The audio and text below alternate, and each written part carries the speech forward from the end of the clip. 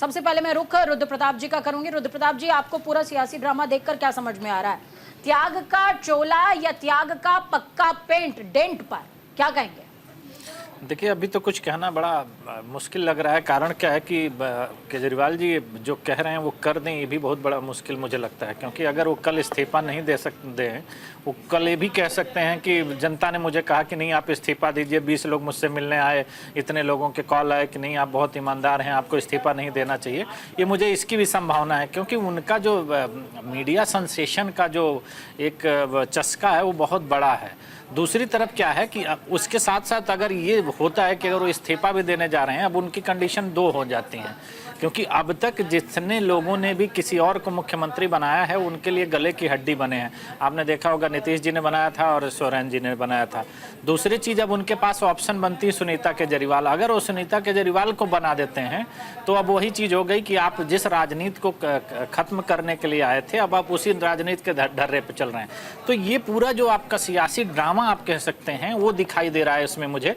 क्योंकि अब तक ऐसा कुछ नहीं हुआ। अगर आपको देना ही है इस्तीफा तो उसमें 2 दिन का कोई मुहूर्त तय किया जा रहा है, या 2 दिन आप मीडिया में बने रहने के लिए ये चीज़ें करी हैं।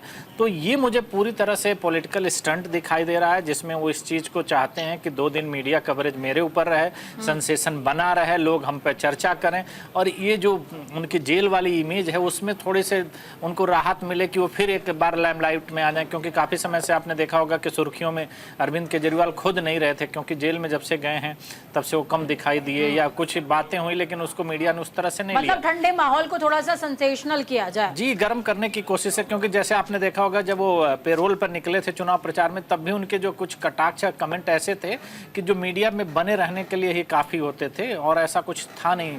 तो मुझे ऐसा दिखाई दे रहा है कि जो सारा इनकी कवायद है या इस तरह के, और मुझे इस बात पे बहुत ज़्यादा अभी यकीन है कि कल जो है इस बात पे यू टर्न भी वो ले सकते हैं कि लोगों ने ऐसा कहा कि आप मुख्यमंत्री बने रहिए और जनता ने ऐसा कहा, इस वजह से मैं फिर मतलब आपके हिसाब से कुछ भी हो सकता है। जी, अभी कुछ हर्ष रंजन जी के पास में चलूंगी। हर्ष रंजन जी, आपका क्या कहना है?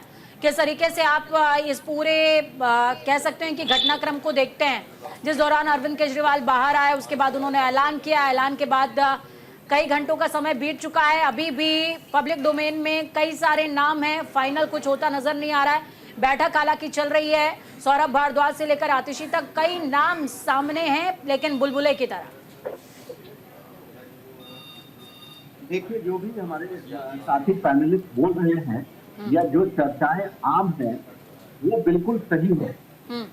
आम आदमी पार्टी और अरविंद केजरीवाल अब जनता के सामने, मीडिया के सामने, देश के सामने या राज्य के सामने कहें, पूरी तरीके से एक्सपोज हो चुके हैं। जिस राजनीति को करने के लिए आए थे और आज जो कर रहे हैं उससे पूरी तरीके से वो एक्सपोज हैं। और दरअसल ये इस्तीफे का मैं ड्रामा बोलूंगा इस वजह से कि इन्होंने पहली बार ये साबित कर दिया है इस देश में कि इनकी कोई भी श्रद्धा नहीं है, कोई भी आस्था नहीं है लोकतंत्र के प्रति, भारत के संविधान के प्रति। क्योंकि ये एक छोटे राज्य के मुख्यमंत्री हैं, पहली बार मुख्यमंत्री बने हैं और सीधे मुख्यमंत्री बने हैं। दिल्ली पूर्ण राज्य भी नहीं है। इनके बड़े बड़े राज्यों के मुख्यमंत्री जैसे लालू प्रसाद यादव हो या ललिता रही हो या हाल के दिनों में हेमंत सोरेन रहे हैं, इन पर जब भी कोई आरोप लगे और उसके बाद इन्हें जेल जाना हुआ तो उससे पहले इन्होंने संविधान का सम्मान करते हुए इस्तीफा दिया था।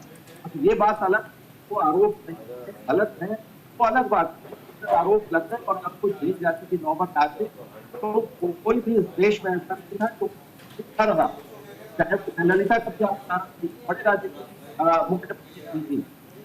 तो इन्होंने सर, आपकी आवाज थोड़ी सी क्रैक हो रही है, लेकिन जितना मैं समझ पाई हूँ वो ये कि अरविंद केजरीवाल और आम आदमी पार्टी फिलहाल ये समझ चुकी है कि जैसे चाहो वैसे अधिकारों की और चीजों की धज्जियां उड़ाओ।